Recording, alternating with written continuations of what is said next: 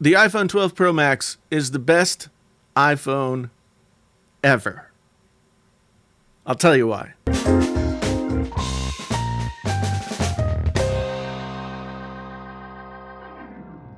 This video is brought to you by PureVPN. PureVPN gives you fast, reliable VPN service at an affordable price with over 2,000 servers in 140 plus countries. It helps you stream all you want, including Disney Plus and 7 different Netflix regions, Australia, UK, US, etc., plus Amazon Prime, BBC iPlayer, iTV, and more. You want to get online deals for a lesser price? Well, PureVPN can do that by connecting you to different regions where games on Steam, as well as flight tickets and a lot more, might be on sale at a lesser price. You can get PureVPN at a 62% discount, along with the opportunity to take advantage of a 99-cent 7-day trial period. After that, the service is $4.16 a month instead of $5.83 a month, and you can get 1 year's service for $49.99. Try it for yourself. Experience an all-new PureVPN by going down in the description below and clicking that link and tell them that Painfully Honest Tech sent you. Hey there, friends on YouTube. My name's Jason, sometimes known as the JTL. This is Painfully Honest Tech. So honest, it hurts. If this is your first time here, thank you so much for stopping by. And if you've been here before, thank you so much for coming back again. Now, people, 30% of the folks who watch these videos are actual subscribers to the channel. I don't know if it's just been an oversight on your part to have not subscribed, or if this is your first time and maybe you want to hit that subscribe button, the bell notification icon. Maybe YouTube unsubscribed you and you thought you were subscribed. Regardless of the situation, please hit that button. Come back and see me. Got lots more iPhone content as well as the new Macs and all that kind of stuff that are coming out. So please, come back and see me. Come on. Come on. iPhone 12 Pro Max, the best iPhone ever. Now, I've got some reasons behind this, some concrete reasons about this particular phone, and then some other reasons that are maybe a little bit more my sensibilities, but I think a lot of people might agree with me, so I'm just going to give them to you. So first, let's go through some of this stuff. We've got the design. Okay, this, and particularly for me, this graphite color is like the perfect color for an iPhone other than jet black that I've ever seen. It's just very understated, but it also has a little bling to it. So for that reason, I love it. And, you know, the stainless steel rails feel fantastic. I've heard a lot of people say that this new iPhone is like Apple being lazy. All you have to do is hold this phone, and you will not think that. Is the design similar to one that they had before? Yes. The thing is, that design that they had before was one of the most iconic designs in smartphone time ever.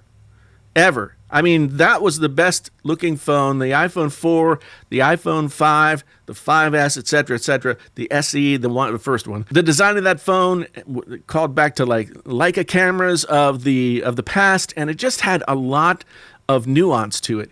And here we bring it back, but with all of the good stuff that Apple's picked up along the way since the iPhone 6 when they changed the design.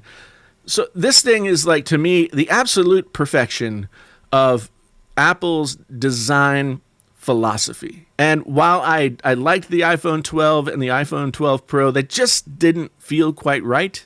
I didn't get the iPhone mini because I knew it would be too small. This guy, while it is huge, it is the largest iPhone ever at 6.7 inches of screen real estate. This phone feels perfect. Apple started making big phones with the iPhone 6. It's just in that space where it can act as a tablet. It's just in that space where you can comfortably read a novel on Kindle, or everything that you want to see is there. Videos look fantastic. The screen itself is beautiful. I really like this. This makes me feel like I have a 12.9-inch iPad Pro, and that thing is great for, you know, when you want to use the iPad like a computer, and you just sit down and I've got the magic keyboard. You type. It's really great. But for smaller things that I would use a tablet for, this thing is actually just right. It's not like the Galaxy Note line in the sense that the Galaxy Note line is tall, and I think the most recent Galaxy Note has the same screen size, but they're narrow. And that narrowness isn't necessarily a bad thing, but it doesn't make you feel like you have a ton of screen real estate to work with. And like I said, you can do just about anything on this. It doesn't feel like a step down to grab your phone and watch a video or read a book or, you know, look at social media or anything like that, because everything's big, bright, and perfect. In terms of just the overall build, this thing is built like a tank. Smartphones over the past 5 to 7 years have gone glass, and they've felt somewhat fragile, well, a lot fragile. And this thing, I feel like I could use this thing as a personal defense weapon. I could just smack people with the camera lens and just, wah! And they would be hurt, and the phone would be fine. It's heavy, but it's not too heavy. It just feels kind of massive in your hands, and for that, I very much appreciate it. I also got the Apple leather case here. In black. I wear black on the outside, because black is how I feel on the inside. The leather case with this little MagSafe circle here and everything like that. The leather cases for the iPhone 6 and on, they had to be rounded, which always made them feel bigger. It always made it feel like they put some kind of extra bulk to the phone. But because these are totally squared off, this does not feel like it's bulky at all. I love these cases. These are, to my mind, the best cases that you can get for iPhones, and the best OEM case that any manufacturer has made for their phones, period. Another place we got to talk, I mean, Apple doesn't really tell us how big the batteries are, what milliamp hour sizes they are, or anything like that, but I'm going to tell you this. When I got this phone on Friday, it was at 85%. You can go back and check this video up here, and you'll know that it was, because I showed you. 85%. I did not have to charge it again until Sunday morning. Sunday morning, it was at 20%, I think, or 24%. And that's when I put it on the MagSafe, charged it right up, and it was good to go for the rest of the day. Today, I've had it off the charger since about 8 a.m., and we have 88%. The battery life on these plus-sized phones has always been really good, but this could be the best that it's ever been. I got to use it for a few more days and wait until my full review that'll be out probably at the beginning of next week. The battery at this point is really, really good. We can't talk about the iPhone 12 Pro Max without talking about the camera. Now, I don't get deep into camera specs. Suffice it to say, and for the first time, the Max version of the phone has a slightly better camera in many different ways than the Pro or the 12. And while it's been cold and rainy and gross here in Iowa, I haven't left the house.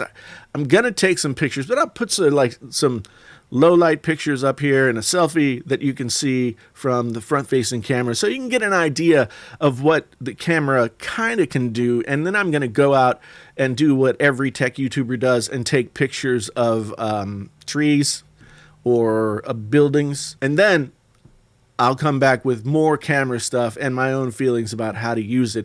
It has HDR. It records video in Dolby Vision HDR. There's so much that this camera can do that it's going to take a while to really learn all the ins and outs of it, because the tricks that this thing has up its sleeve are really, really wide-ranging. Come back for my full review. I may even do a separate video on the camera, so come back, check that out, and I'll do what I can to give you the poop. Like I said, the Pro Max models of the iPhone have always been really good.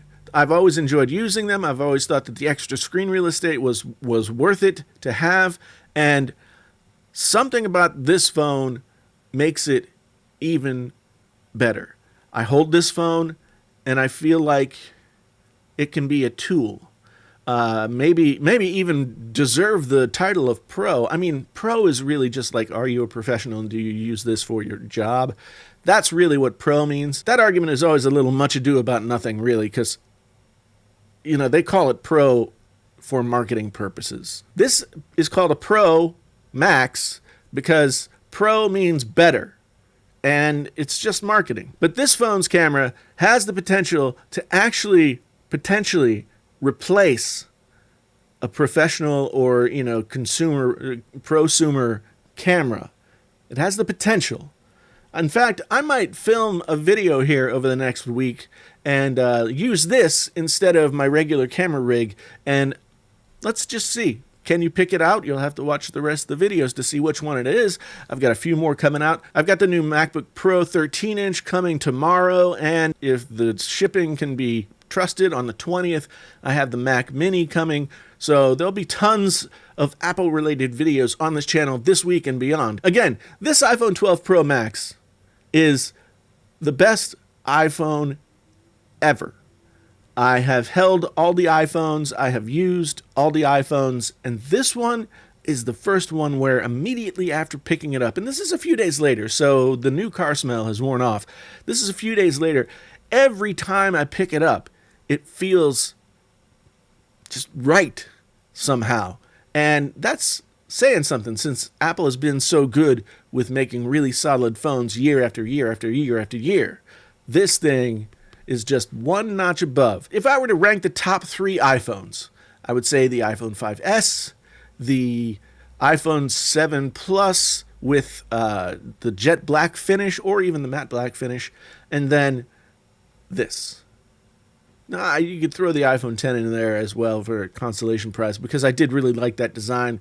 It didn't age well for me, but I did like that design. What do you think? Let me know down in the comments. Have you tried any of the Plus or Max phones? Are they your thing? Are they not your thing? Why? Why not? As an ex-teacher, I really feel like I have to give you guys homework. We have to have a conversation. This was the lecture. Now comes the discussion portion of the class, okay? So let me know down in the comments what you think. And again, if this was your first time here and you want to come back, please hit that subscribe button. If you've been here before, thank you so much for being a part of the Painfully Honest Tech community. However, if you're not subscribed, why not? We've got memberships at the join button down there below. You can click that and become more ensconced in the Painfully Honest Tech mythology. And if you want some merch, we have got phone cases with the Painfully Honest Tech on them for just about every phone there is. We've got t-shirts with a couple of different designs. We've got coffee mugs with a couple of different designs. Go check those out. They should be linked in a carousel below this video. At any rate, once again, thanks so much for being here. My name is Jason, sometimes known as the JTL. This is Painfully Honest Tech. Tech, so honest, it hurts. Until the next time, I'm out.